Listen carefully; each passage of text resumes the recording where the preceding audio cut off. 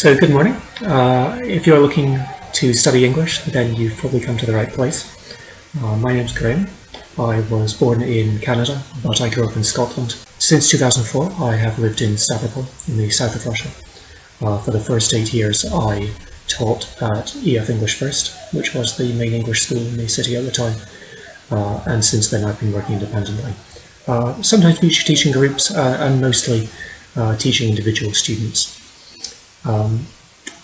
We have done the Russian exams, the Russian state exam, OGE, the full suite of Cambridge exams from PET up to CPE, a lot of IELTS, in fact probably more IELTS than anything else. Also occasionally exams like TOEFL, GRE even, GMAT, the American university entrance exams. Most of my students are teenagers who are preparing either for a Russian exam or for one of the Cambridge exams. I also teach quite a lot of professionals who are either preparing to emigrate or more often are part of a sort of international professional community. And there's also people, especially teachers, who are interested in just continuing to learn English. They've achieved a certain level, they enjoy the mental stimulation that learning English involves, and they want to keep it up. And I agree, it's good to learn, and it's also good to teach. Our lessons will take place here in my office in the centre of Stavropol, or else generally on Zoom, although I have used Skype as well. Initially, when we start study, then we will have a trial lesson for free, obviously, which lasts about 15 to 25 minutes, and we'll just work out what your interests are and what you need, and if the way that we learn here is right for you. And then in a typical lesson, which will last 60 or 90 minutes, and normally students study twice a week. If you study less often than that, you spend more time trying to remember the previous lesson than you do actually trying to learn. But in a typical lesson, I think the most important thing is to give you confidence and motivation when you speak English. And so generally we do a great deal of discussion.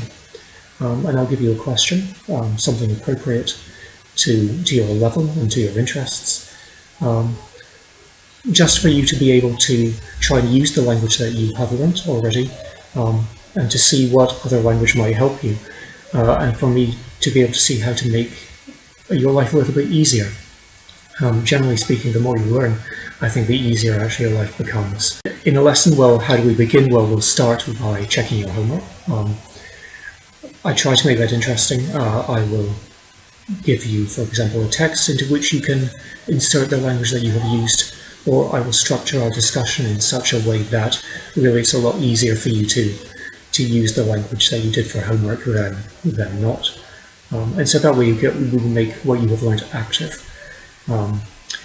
We will go on to perhaps watch a video, or take part in a scripted conversation. Or just read a text aloud, but something that lets you see real language being used in an authentic setting, and to get it through your system, not just to read it, but actually to say it, to pronounce it.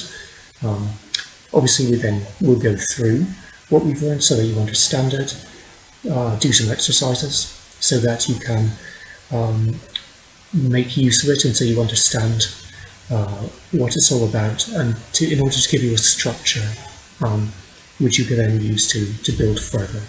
And of course, at this stage, we will also go through the pronunciation, any interesting aspects of pronunciation that appear inevitably in any kind of authentic text or authentic video.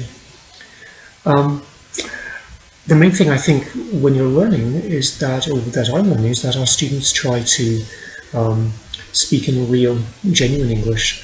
And I think that's where, as a native speaker, I have an advantage. I can help you strike a balance between what you might have read in books, what you've seen on the internet, the language that you see in the exercises we do in the classroom, what you actually want to say, and what people actually do say. And I think finding that exact balance is interesting. And that when you've done that, then you can say that you do speak English. So if you are interested, if it sounds like perhaps I can help you in your learning process, then phone me or send me a message, ideally, since I'm often too busy to pick up the phone, and we'll arrange your trial lesson, and then we'll take it from there. So thank you for watching, and I look forward to seeing you in the future.